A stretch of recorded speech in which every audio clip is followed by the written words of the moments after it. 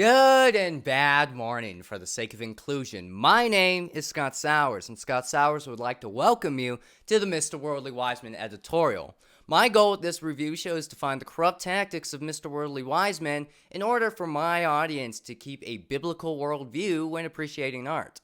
Now, since I'm going to be blabbering on about worldviews and such, it's only fair to tell you mine. I am a Christian, conservative, historic Protestant pastor kid who gets easily frustrated by turn-based combat. You're telling me just because of arbitrary numbers, I missed. And now I have to heal, and heal. Just keep pressing that heal option till I die. Why? That's butt cheek. Anyway, if you do not share my views, I still encourage you to keep watching because we're going to be talking about we're going to be identifying worldviews, and, you don't want that slipping past you regardless of what you believe. So, let's get into it. Today, we are going to be reviewing The Amazing Spider-Man. Now, if you haven't noticed by now, I am a huge Spider-Man fan. FYI, parents, if you don't want your kids to become comic book nerds like me, do not give them this book. This is how every Spider-Man nerd gets into comics. This book. They were given this book. So stay away from this book. As far as I'm concerned, Spider-Man is the greatest fictional character to ever exist. Are you challenging me? Gatsby, I like you. Emma, we've been through so much. Katniss, you will always stick with me. Batman, you are the world's greatest detective. But Spider-Man? He's true art. Okay, so since the game's coming out, I thought it'd be time to take a look at a Spider-Man movie. For everyone watching, Kevin's watching Spider-Man Lotus in the background. When it comes to films like this that have several different versions or series of them that aren't direct sequels, I want to look at the worst to best. So if we're going to review Star Wars, I would start with the sequel trilogy, then the prequel, and lastly, the original. So that's why I'm starting with the Amazing series. That does not mean, though, that I dislike the first movie. I think the second is dog water, but the first one in the series actually has a lot of great concepts that are comic accurate and haven't been explored much in other adaptations. However, I am not one of those people who, after watching No Way Home, went, "Oh my gosh, this movie right here, it's absolute gold."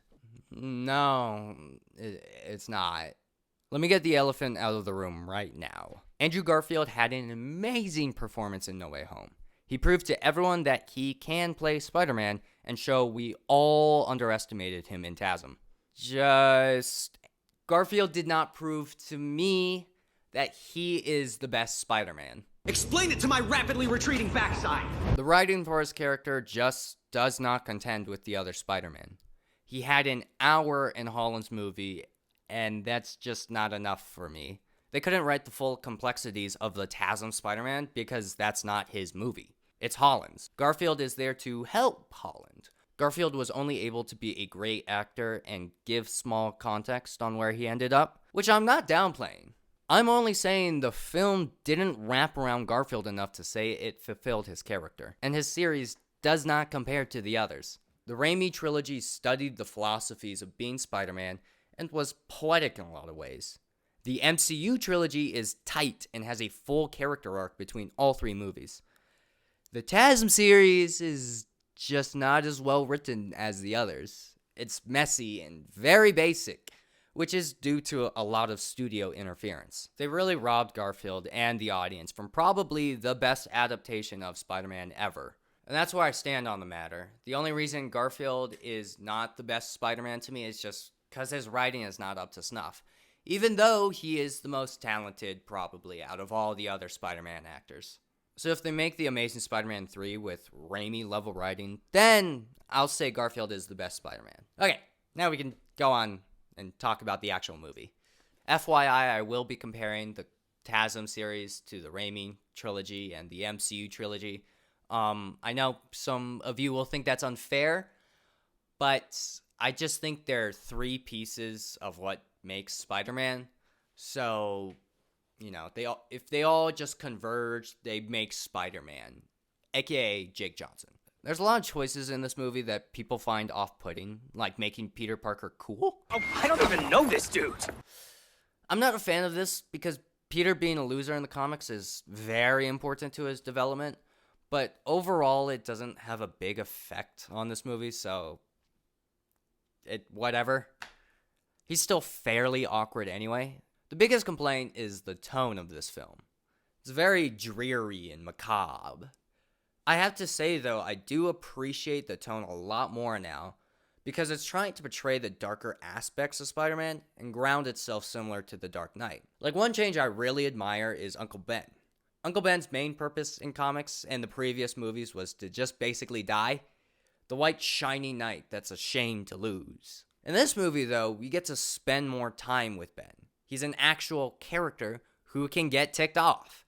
He disciplines Peter, yet adores and loves Peter. We are presented with more to mourn over when Ben dies, instead of just being sad because Peter is sad. Which goes into Peter's struggle. The main reason why the movie is so bleak looking is because it's exploring Peter's grief. Not just over Uncle Ben, but his parents' death as well. Like, Peter is full emo in this, and just pissed at everything. Which is actually a really good thing, because what everyone seems to forget is that Peter Parker is actually a really angry guy. During his original first few years in the comics, he's a brat, which is also portrayed really well in the Ultimate Spider-Man comics. Chip Zdarsky, who's one of my favorite Spider-Man writers at this point, even makes fun of it in his Spectacular Spider-Man run. Even when he's an adult, though, he still has that edge. Shocker! You can't escape me! I'll chase you to the ends of the earth! So I like that about Garfield's performance. He just lacks the rest of Peter Parker's charm that the others managed to capture. But the others also barely capture Peter's angst, so it's an even exchange, I guess. Which is a real shame, because if you watch any other Maguire movie, you realize that the lovable boy next door typecast is dead wrong. The guy was born to play angry psychos, and it's a shame that we didn't get to see that very much in the trilogy, other than the Bully Maguire stuff. Also, I feel like Holland's next few movies are going to show more of an edgy Peter. He's very happy-go-lucky in the first two movies, but goes psycho mode in No Way Home, which was perfect. That third movie finally felt like the strength of both Maguire's and Garfield's characters finally converged onto Holland. Anyway, I'll save the rest for other reviews. I do forgive Peter's lack of charm in this movie, though, because it is focusing on the grief of Parker. He lost his parents early on in life, and now he has to deal with his uncle's death. The Raimi trilogy was more about understanding the juggle Peter has to constantly endure, and Web series wants to slow down and ask Peter, "Dude, are you okay?" Oh, I guess he's a superhero too, though. So just kind of do whatever. I guess that should work. Just kind of put some fights in there. I guess it should work. I guess maybe. Yeah, I guess. The problem I have with this film is that it has great ideas, but the superhero part of it is really weak. It's not bad or great, it's just very average. None of the action really connects with the rest of Peter's story. A detail I think that truly sums up my thoughts on the supery side of things is Oscorp. It looks so bland. It's all white and chrome, and am I the only one who is tired of this look already? I get it. It's sci-fi, but it doesn't have to look like a boring lab. The Oscorp in the Raimi movies had this museum vibe. Dr. Octopus's lab is in this rusted brick environment. The sets are more satisfying while still being full-blown sci-fi. It's also helped by its age, though, which TASM can't really achieve yet. Another YouTuber called PSM talks about that, too. He's a big Spider-Man nerd. I love the vibe that comes with this film, especially the first one. I think the culture of the 2000s is just out of reach of today's, and that watching this movie now makes it feel like it's much older than it really is.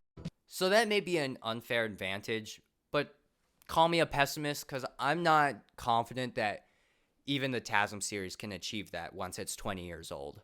The Oscorp in TASM is so campy in the wrong areas, and doesn't differ from the norm. And I feel like that's the whole superhero half of this.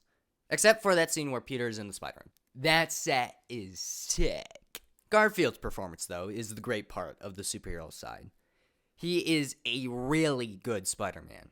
Super energetic and has life even with the mask on. Sony, if you ever make a TASM 3, leave his mask on. Just let him Mando through it because he totally can do it. Everyone talks about that one scene where he crawls around Lizard like a spider. Yeah, that's so sick. That whole fight scene in the school is actually, in my opinion, one of the best superhero fights in anything. I will give it that. This is also a really good time to talk about the Lizard design. I don't mind it, actually. It's very memorable.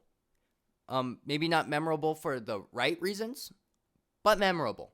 His design is also more representative of his mental state. He is a very cognitive lizard, so I can see him being a more human-looking guy. When I see the more reptilian version, I'm expecting him to be feral and eat his children. Yeah, he does eat his kid in the comics. Oh, well, that sucks. Now, I keep saying the superhero side of the movie. Why do I keep saying that? I say it because the rest of the movie feels completely different. It's this coming-of-age drama studying the effects of grief on a superhero's mind. Peter Parker grew up without parents and has been pushed around all his life. He gains powers and now he gets really, really cocky. Perfect Peter representation. Even when Uncle Ben dies and Peter realizes that it's partially his fault, he doesn't learn his lesson. He gets vengeful and takes it out on criminals. That scene where Peter beats the carjacker, while hilarious, is vicious and angry under the humor. Only when he saves the people on the bridge does he realize that with great power comes great responsibility. It's a gorgeous scene where Peter does the one thing he's never supposed to do. Reveal his identity. Showing this kid who he is and who Spider-Man completely represents past the fourth wall. He's just a guy. He's just a kid. So if Peter can be brave, so can this little boy in the car. Oh, chills, man. That scene is so good. But that's where those moments stop. What's interesting about this film, though, are the deleted scenes. This series has a weird pattern of deleted scenes that completely change the meaning of the film. Just listen. My father is dead. Peter, listen to me. He's dead! Who are you? Story Street has a great video talking about how the deleted scenes connect the drama and superhero parts better. It demonstrates more of Connor's intentions. The reason he wants to turn everyone into lizards is because he wants everyone to be greater than their suffering. You loved your uncle. Then do something for him. Get to work. Doing what? I don't know. Build your own cathedrals. And whatever you do, try to remember we must be greater than what we suffer. Not a bad motivation, but the problem is he wants everyone to be able to rely on their own strength. Therefore, turn everyone into a lizard, how about? Man is a rope fastened between animal and Übermensch. A rope over an abyss. Nietzsche. The Übermensch is a concept made by Nietzsche where he essentially says man needs to be more than what he is now in order to take hold of their purpose. I'm simplifying it, but that's essentially it. What Connor wants is the Übermensch, or Superman, for everyone so they can take hold of their destiny and heal from any ailment. Cool. Does anyone remember the first half of the movie? Where Peter gets his powers and immediately acts like the king of the earth, which ultimately gets Uncle Ben killed? The issue with the theory is that you aren't dealing with everyone's favorite Clark Kent Superman. You are dealing with sinful humans with extra power. And what does extra power do, King Saul? Corrupts. Exactly, King Saul. Christianity came into existence to lighten the heart, but now it needs to burden the heart to start with, so it can lighten it afterwards. Consequently, it will perish. Nietzsche. Psalms 51:5. Behold, I was brought forth in iniquity, and in sin did my mother conceive me. The burden has always been there. Peter is broken. He lost his parents and now his uncle. He has all this power, but his sin nature provokes him to use that power as an outlet of anger, a tool for revenge. That's what Connor wants. He wants to grab destiny by his own hands, but he does not understand the monster he's turned himself into. Peter understands, though. Peter understands through the movie that he needs people in his life. In life, he's going to have to rely on the strength of others, presented when the Crane people give Spider-Man a path to swing through, or when his girlfriend's dad starts helping him, or when his girlfriend roasts the green off of Connors. Spider-Man is not there to be a glorious hero or use his powers to selfishly take control of his purpose. Wealth or fame? He's ignored. Action is his reward. He's there to protect the people so a nephew can give his aunt and uncle eggs. Because he's our friendly neighborhood Spider-Man. Peter carries a deep, painful burden and must respond to a heavy responsibility. But he can't do it on his own. He doesn't have the strength for that. The film's solution to this is to rely on the people around you. A Christian solution should be relying on God. God created us in his image, and our strength comes from our Creator. The Father gave his Son to be sacrificed so we may be free of our burden borne onto us. Our main priority is to glorify the Lord, but he has also made us to be social creatures. We are made to fellowship with one another. We have to be able to lean on the people the Lord blesses us with. In reality, hope is the worst of all evils because it prolongs the torments of man. Nietzsche. Isaiah 40:28-31. Have you never heard? Have you never understood? The Lord is the everlasting God, the creator of all the earth. He never grows weak or weary. No one can measure the depths of his understanding. He gives power to the weak and strength to the powerless. Even youths will become weak and tired, and young men will fall in exhaustion. But those who trust in the Lord will find new strength. They will soar high on wings like eagles. They will run and not grow weary. They will walk and not faint. So take your pick. And here I am, explaining a movie that basically doesn't exist because someone thought it would be a good idea to cut these scenes. The TASM series has a depressing amount of studio interference. I mean, the whole movie makes 0 sense without the deleted scenes. To properly watch the movie, you would have to pause the movie to pull up YouTube. However, I'm not convinced that adding those scenes would make it a great movie overall. It would be a Spider-Man movie that made sense and had great ideas, but would it be a 10 out of 10 just because of that? We'll never know. TASM is very weird to me. I'm not sure if I can explain it fully, what this movie makes me feel, but it feels like it shouldn't exist in our reality. It feels like some indie movie that has a small cult following, and you should check it out because some random YouTuber talked about it. Or an action flick that just got lost in the bargain bin. That doesn't mean it's bad, though. It's just strange to me that it has the title Spider-Man on it. Spider-Man, the grand superhero that's been swinging his webs since the 60s, yet fans love him today. A character with so much history filled with deep and satisfying stories. He was even given a big budget movie series that, with some hiccups, became a classic in the world of film. So, this is the movie that he's in? Again, it's not horrible, but the film on its own is not very lasting. It doesn't stick in your mind other than a tweet saying how they like this detail. The Amazing Spider-Man had so much potential.